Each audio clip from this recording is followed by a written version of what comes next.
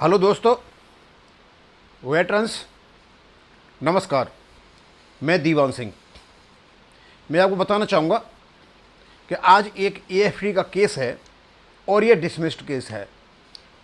और ये जनरली जब इसकी चर्चाएं हुई तो ये कहा गया कि एक 62 का केस था जो हवलदार एईसी ने किया था और वो लखनऊ एएफडी में रिजेक्ट हो गया।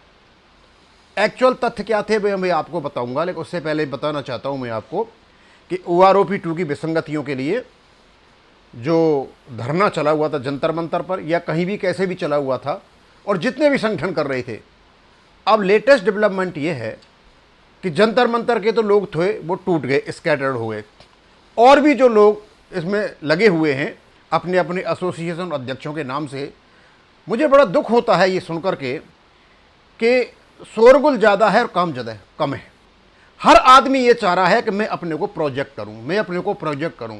हर संगठन ये चाह रहा है मैं अपने को प्रोजेक्ट करूं, मैं अपने को प्रोजेक्ट करूं और मैं अपने को ही प्रोजेक्ट करूं, दूसरों को मैं दबा दूं। मतलब ये वो चली हुई है। अब देखते हैं क्या होता है। अभी तक तो जो इंप्रेशन गया वो यही है कि इनमें कोई भी लीडर नहीं है, इनको कोई नॉलेज नहीं है, कोई इन्फॉर्मेशन नहीं है और अभी तक कोई भी ज्ञापन ये प्रॉपर तरीका के कोई दे भी नहीं पाए हैं। हर एक कोई ये कहता है उसमें ये होना चाहिए, उसमें वो होना चाहिए। भाई OROP की विसंगतियां केवल और केवल नोटिफिकेशन में हैं। क्या होना चाहिए क्या नहीं होना चाहिए, वहीं से वो पॉलिसी का मैटर बन जाता है, फिर वो OROP का वो नहीं रह पाता है। अब एक बहुत ही कमाल का जो OROP 2 आई 2023 में, जनवरी 2023 में, तो OROP का नोटिफिकेशन 2023 में आया था, शायद 4 जनवरी 2023 को आया था और 20 जनवरी 2023 को ये लागू हो गई थी। इसका जो टेबल वगैरह 666 सर्कुलर था वो निकल गया था। तो ये सब वहीं से माना है। उससे पहले जो कुछ भी है यदि नहीं आया, उसका कोई रेफरेंस नहीं है तो उसका कोई मतलब नहीं है। और मैं बता दूं, आपको किसी भी वेतन आयोग में कोई फायदा मिलता है तो इंडिविजुअल फायदा नहीं मिलता।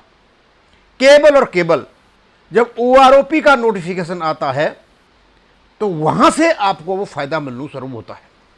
यदि आपको कोई फायदा हुआ है 7वें वेतन आयोग में तो 1/1/2016 से नहीं मिलेगा, वो आपको जुलाई 2019 से मिलेगा, क्योंकि जब से OROP लागू होनी है। इस केस में क्या हुआ और इसको बड़ा सर्कुलेट किया गया, बड़ा पब्लिश किया गया और यह कहा गया कि एक हवलदार एईसी ने केस किया था और वो केस हार गए और 62 का जो केस है वो बिल्कुल ख़त्म हो गया, वो कोई लेना देना नहीं। हमने भी सुना था, मैंने आखिरकार क्या केस हार गया। आज किसी ने ये व्हाट्सएप पर डाल दिया, मैंने इसको पढ़ा, ये तो केस ही अलग है। अब पहले बताता हूँ केस कहाँ का है। ये कोर्ट नंबर 1 में केस था, armoured forces tribunal regional bench Lucknow में। ओरिजिनल इनकी जो एप्लीकेशन थी 597/221, यानी 221 में OROP 2 नहीं आई थी और 62 का कोई केस भी नहीं। हाँ, 62 से 1/1/2016 को लागू हो गई थी, लेकिन OROP जो थी वो आई 2023 में। हालांकि लागू ये 2019 से होनी थी। यदि OROP आ जाती उसके बाद केस करते OROP का लेकर के, तब तो बात समझ में आती। OROP भी नहीं आई, इन्होंने इंडिविजुअल केस किया। एक वो था, क्या नाम है आपका, 26 कोई लेटर था, इसका पॉलिसी लेटर था कोई 28/7/2018, जिसमें ये कहा गया, किसने कहा, ये रिकॉर्ड ऑफिसों को ये कहा गया था कि भाई पार्ट 2 ऑर्डर करो जिन जिन लोगों के पास AICTE अप्रूव्ड डिप्लोमा है। बस ये कहा गया था, जिससे कि ये पता चल सके ये किस किस को ये देनी है। इसी बेस को लेकर के ये हमारे जो क्या नाम है, और एक इसका जो डिसीजन आया था ये 13 जनवरी 2022 को आया था। तो इसमें ऊपर तो जो इनका कोरम बना हुआ है, ये हवलदार थे, कोई हवलदार एईसी बच्चन सिंह रिटायर्ड, और इनका पता वगैरह दे रखा है, civil lines police line Fatehgarh के थे ये और फर्रुखाबाद के थे।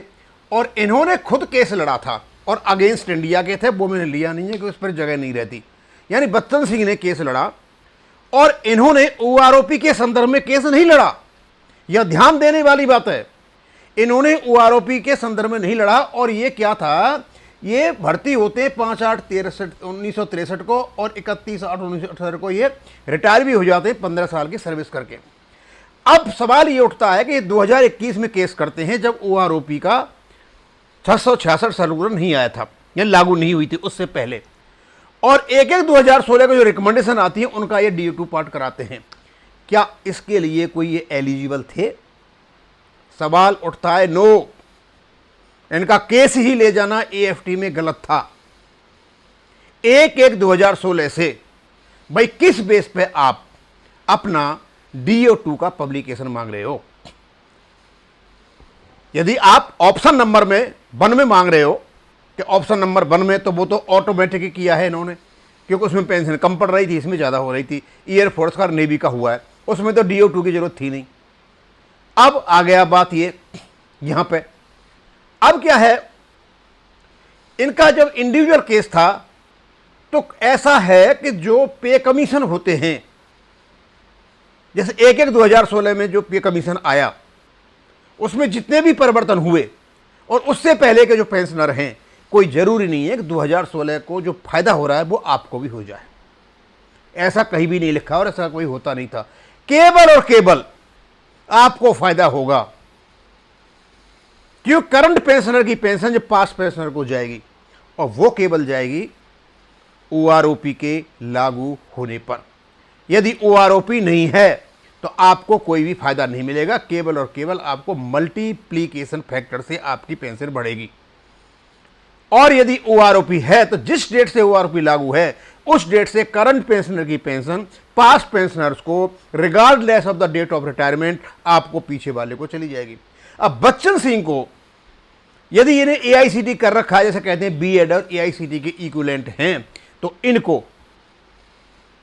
जुलाई 2019 से लागू होता है। उससे पहले इन पर कुछ भी लागू नहीं होता है, क्योंकि OROP 2019 में लागू होगी, न कि ये उसके पहले। इन्होंने उससे पहले ही कर मारा जो कुछ करना था। यानी ये चाहते थे कि भारत सरकार का जो लेटर निकला है सर्विंग वालों के लिए, 1/1/2016 में सर्विस कर रहे थे उनके लिए DO2 के लिए निकला है, तो वो फायदा इनको भी दिया जाए, वो नहीं मिल सकता। ये तो मैं भी जानता हूँ।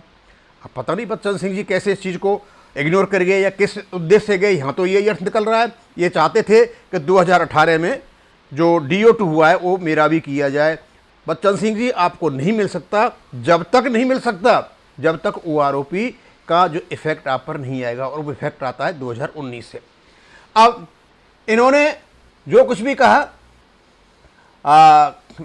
उसके पब्लिकेशन के लिए, hence the affected candidates may be advised to approach their record officer for publication part 2 order if not published by the 31, यहाँ तक नहीं हुआ है। तो अब ये तो केवल और केवल सर्विंग सोल्जर्स के लिए था जो इसमें आते थे और AICT पास कर रखी थी।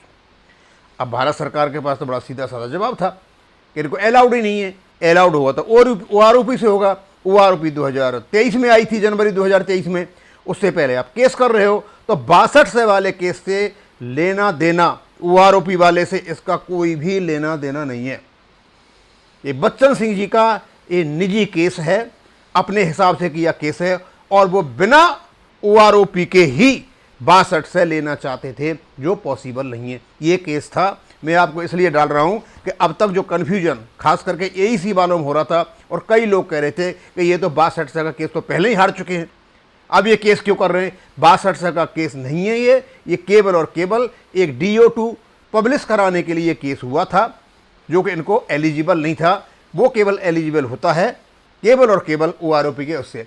तो बड़ा सीधा साधा था। जो सामने से जो वकील थे भारत सरकार के, उन्होंने भी बता दिया भैया 1/1/2016 से जो है उनके लिए है, औरों के लिए नहीं है। और सारी बात कह करके और पूरी जब बातें चली इसमें, तो यह कहा, ये यहाँ जजमेंट है, in view of the above OA has no merit, deserves to be dismissed and is, और ये डिसमिस कर दिया गया।